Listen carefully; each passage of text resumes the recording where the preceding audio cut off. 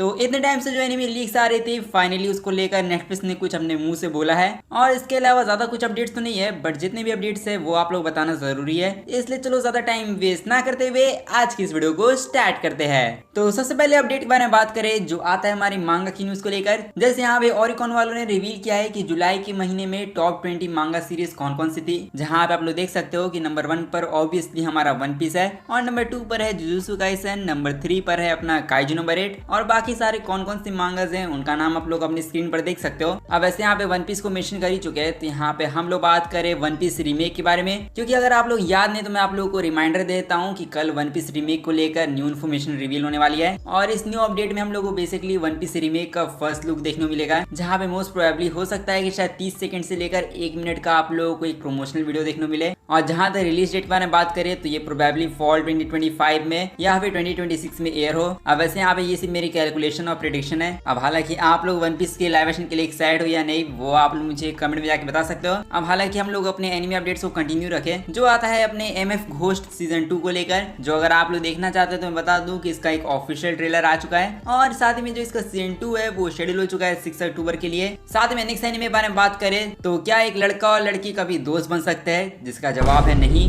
और यहाँ पे मैं शाहरुख खान का कोई डायलॉग नहीं मार रहा हूँ। यहाँ पे बेसिकली जो एनिमे के बारे में आप लोग बताने जा रहा हूँ वो उसका नाम भी यही है, और एक्चुअली में इसका नाम है can a boy girl friendship holds up, no it's can't. जिस एनिमे का बेसिकली हम लोगों को एक न्यू की विजुअल देखने को मिला है, और साथ ही में इसका जो स्टूडियो है वो है अपना जेसी स्टाफ, जो यहाँ पे इस एनिमे को एयर करेंगे 2025 में। अब वैसे इसके बाद नेक्स्ट अपडेट के बारे में बात करें जो आता है अपना माहिर एकेडमिया। क्योंकि यहाँ पे एमएचए सीजन 7 अगर आप लोग फॉलो कर रहे हो तो यहाँ पे आप लोग पता ही होगा कि एमएचए सीजन 7 के कई सारे एपिसोड बार बार डिले होते जा रहे हैं, और एग्जैक्टली इस बार फिर से वही हुआ। क्योंकि यहाँ पे एमएचए सीजन 7 की किस्मत खराब है, और जो उसका एपिसोड 13 है वो फिर से डिले हो चुका है। जहाँ पे जो इसका एपिसोड 13 है वो कल के दिन यानी आज एयर नहीं होगा, और फिर से वही रीजन पेरिस ओलंपिक की वजह से यहाँ पे एपिसोड 13 को डिले कर दिया गया है। और अब जो इसका एपिसोड 13 है वो 17 अगस्त को एयर होगा, जहाँ पे मैं जानता हूँ कि इस न्यूज सुनने के बाद एमएचए फैंस का दिमाग सटक गया होगा, बट चलो आप लोग इंतजार के सिवा भी कुछ नहीं कर सकते हो। इसलिए चलो अब हम लोग बात करें अपने नेक्स्ट न्यूज के बारे में जो आता है हमारे नेटफ्लिक्स को लेकर। क्योंकि नेटफ्लिक्स के अभी 2-3 दिनों से ही काफी सारे शोज लीक हो चुके हैं, या फिर साफ तौर पे कहूँ तो अपना नेटफ्लिक्स पूरी तरीके से बर्बाद हो चुका है। और कल की वीडियो में मैंने आप लोग बोला था कि नेटफ्लिक्स वालों के साथ इतना कुछ हो गया, बट अभी तक उन्होंने कोई एक्शन या फिर स्टेटमेंट भी नहीं दी, जहाँ पे देख लगता है कि नेटफ्लिक्स ने मेरी बातों को सीरियसली ले लिया है, और उन्होंने फाइनली यहाँ पे एक स्टेटमेंट दी है जो यहाँ पे नेटफ्लिक्स और क्रंचीरोल जिनके ऊपर सबसे ज्यादा इंपैक्ट पड़ा है जिसका, तो यहाँ पे नेटफ्लिक्स के एक स्पोक्स पर्सन ने कंफर्म किया है कि जो उनका पोस्ट प्रोडक्शन पार्टनर्स हैं वो लोग यहाँ पे बेसिकली अब इसके ऊपर एक्शन लेंगे, और यहाँ पे लीक्स को जल्द से जल्द टेक डाउन करने की कोशिश करेंगे। जो कि हाँ चलो कम से कम इन्होंने कुछ स्टेटमेंट दी वही बहुत है। अब हालांकि इनके स्टेटमेंट में कितना दम है वो तो मैं नहीं जानता हूँ, लेकिन यहाँ पे मैं इतना जरूर जानता हूँ कि जो लीकर्स है वो अभी नहीं रुकेंगे, क्योंकि लीकर्स के पास अभी भी इनका बहुत सारा डेटा है, और अभी लीकर्स खुद कह रहे हैं कि जो लीक्स अभी हो रही है वो अभी चलते रहेगी, वो यहाँ पे रुकेगी नहीं। और साफ लफ्जों में कहूँ तो यहाँ पे उन्होंने फैसला कर लिया है कि वो नेटफ्लिक्स को बर्बाद करके ही रहेंगे। इसलिए अब मैं होप करूंगा कि जल्द से जल्द इन लीकर्स को पकड़ा जाए। अब वैसे इसके बाद नेक्स्ट अपडेट के बारे में बात करें जो आता है हमारे डीमन स्लेयर को लेकर। क्योंकि यहाँ पे डीमन स्लेयर को लोग कई सारी चीजें बोलते हैं, जैसे यहाँ पे डीमन स्लेयर ओवररेटेड है, डीमन स्लेयर बेकार है, लेकिन यहाँ पे ये एनिमे इतना ज्यादा सक्सेसफुल है जो यहाँ पे आजकल के न्यू जेन एनिमेस भी इतना सक्सेसफुल नहीं हो पाते हैं। और ऐसा इसलिए क्योंकि मैंने आप लोगों को अक्सर कई सारे एनिमेस की ब्लू रे डीवीडी के सेल्स के बारे में बताया था, जहाँ पे अक्सर जितने भी एनिमेस की ब्लू रे डीवीडी होती है वो फ्लॉपी होती है। स्पेशली जो एक्शन एनिमेस होते हैं उनकी तो ब्लू रे डीवीडी हमेशा फ्लॉपी होती है, बट यहाँ पे किमित्सु नो याइबा के साथ ऐसा बिल्कुल भी नहीं है। क्योंकि यहाँ पे किमित्सु नो याइबा की जो फ्रेंचाइज है उसने ब्लू रे डीवीडी के वॉल्यूम्स के सेल्स के अंदर 3 मिलियन का जो नंबर है वो सरपास कर दिया है। और हाँ लिटरली जो इसका टीवी एनिमे है वो यहाँ पे 9,40,000 कॉपीज, और साथ में मुगिन ट्रेन की मूवी ने 1.9 मिलियन कॉपीज, और साथ में जो इसकी लाइव इवेंट एक्सेट्रा ये सब है उसने 73,000 कॉपीज सेल कर दिया है। जहाँ पे इन तीनों के नंबर को आप लोग जोड़ोगे तो यहाँ पे आप लोग देखोगे कि इसने 3 मिलियन के नंबर को भी सरपास कर दिया है। और किसी एनिमे की अगर इतनी ज्यादा ब्लू रे डीवीडी के अंदर सेल होती है तो यहाँ पे उस एनिमे को पूरी तरीके से सक्सेसफुल माना जाता है, और वही चीज हमारे डीमन स्लेयर के साथ है। क्योंकि आज के टाइम में किसी भी एनिमे को इतनी बड़ी सक्सेस मिलना लगभग इम्पॉसिबल है। इसलिए यहाँ पे देखा जाए तो डीमन स्लेयर को ह्यूज सक्सेस मिला है जापान में। और आप लोग हिसाब से किमित्सु नो याइबा इतनी ज्यादा सुपर हिट और पॉपुलर कैसी गई फैंस के बीच में, उसका अगर आपके पास कोई अच्छा आंसर है तो आप लोग कमेंट में जाके बता सकते हो।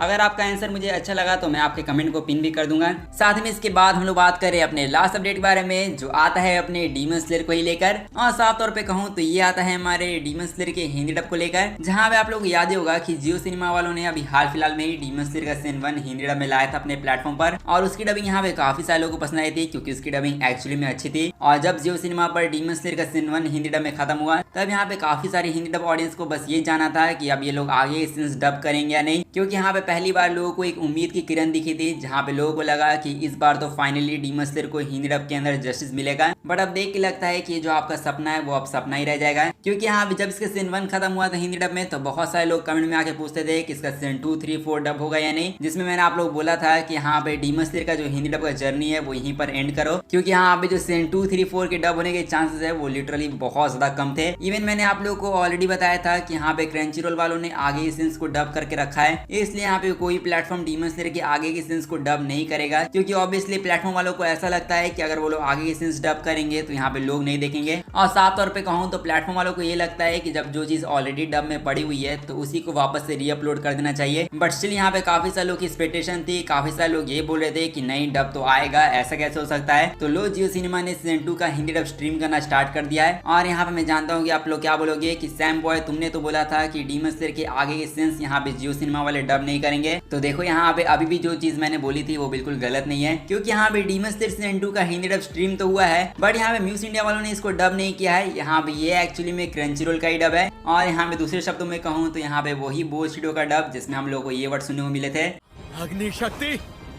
ब्रह्मास्त्र। और हाँ यहाँ पे मैं जानता हूँ जिस डबिंग से यहाँ पे लोगों ने छुटकारा पाने के लिए म्यूज इंडिया और जियो सिनेमा को रिक्वेस्ट किया, वही डबिंग आज हम लोगों को जियो सिनेमा पर देखने को मिल रही है। और अब यहाँ पे इसके बाद मुझे क्या बोलना चाहिए क्या नहीं वो तो मैं नहीं जानता हूँ, बट जैसे कि मैंने डीमन स्लेयर की हिंदी डब वाली वीडियो में बोल दिया था कि डीमन स्लेयर और हिंदी डब का जो सफर था मेरा वो बस यहीं तक था। और अब आज के बाद मैं डीमन स्लेयर के हिंदी डब के ऊपर एक भी वीडियो नहीं बनाऊंगा, क्योंकि अब मैं इससे ज्यादा डीमन स्लेयर के बेकार हिंदी डब को प्रमोट नहीं कर सकता हूँ। अब हालांकि यहाँ पे मैं जानता हूँ कि काफी सारे लोगों का ये भी सवाल होगा कि यहाँ पे डीमन स्लेयर के सीजन 2, 3, 4 को तो क्रंचीरोल ने डब कर रखा है, तो लेकिन यहाँ पे इन्फिनिटी कैसल आर का क्या होगा। इन्फिनिटी कैसल आर तो फ्यूचर में आने वाला है, जिसकी डबिंग अब तक किसी ने भी नहीं की है। तो यहाँ पे क्या ऐसा हो सकता है कि म्यूज इंडिया वाले इन्फिनिटी कैसल आर की डबिंग कर दे, जिस पर मैं आप लोग बता दूं कि ये भी इम्पॉसिबल है, क्योंकि जब इन्फिनिटी कैसल आर की अनाउंस हुई थी तभी मैंने आप लोग को एक अपडेट बताया था, जहाँ पे मैंने आप लोग बता दिया था कि जो अपनी सोनी पिक्चर्स और जो क्रंचीरोल है उन्होंने डीमन स्लेयर ट्रिलॉजी मूवी के पूरे राइट्स को सिक्योर कर लिया है। और इसका मतलब ये है कि डीमन स्लेयर के ऊपर जो पूरा हक है वो अब क्रंचीरोल का ही है। और इसीलिए फ्यूचर में अगर डीमन स्लेयर का डब आता भी है तो वो आप लोगों को क्रंचीरोल के वही बोस स्टूडियो के लेजेंडरी डब में देखने को मिलेगा। इसलिए यहाँ पे मैंने ये बात कही कि डीमन स्लेयर का जो हिंदी डब का सफर है वो मेरा बस यहीं तक था, क्योंकि यहाँ पे अब डीमन स्लेयर को कभी हिंदी डब के अंदर जस्टिस मिलेगा नहीं। और इसलिए यहाँ पे मैं भी आप लोगों को बस ये कहना चाहूंगा कि आप लोग को इतना सर दर्द लेने की जरूरत नहीं है। यहाँ पे डीमन स्लेयर के बेकार हिंदी डब को देखने से तो अच्छा यही रहेगा कि आप लोग डीमन स्लेयर को इंग्लिश डब में देख लो, या फिर इससे बेटर भी ऑप्शन देता हूँ जैपनीज डब के साथ देखो, वो भी इंग्लिश सबटाइटल के साथ या फिर हिंदी सबटाइटल के साथ। आप लोगों को जिसमें देखना आप लोग देखो, बट ऐसे बेकार डबिंग को सपोर्ट मत करो, क्योंकि यहाँ पे डीमन स्लेयर की इतनी बेकार डबिंग है, बट यहाँ पे हर प्लेटफॉर्म वाले इस डबिंग को ही क्यों ला रहे हैं। ऐसा है इसीलिए क्योंकि बोस स्टूडियो की डब को भी बहुत ज्यादा सपोर्ट मिला है लोगों की तरफ से। और सीरियसली यहाँ पे डीमन स्लेयर का हिंदी डब क्रंचीरोल के ऊपर one of the most successful Hindi dub में से एक है। और इसीलिए जब तक इन्हें सपोर्ट मिलेगा तब तक हम लोग को ऐसी क्वालिटी देखने को मिलती रहेगी। अब वैसे यहाँ पे आज के जो अपडेट्स थे वो बस यहीं तक थे।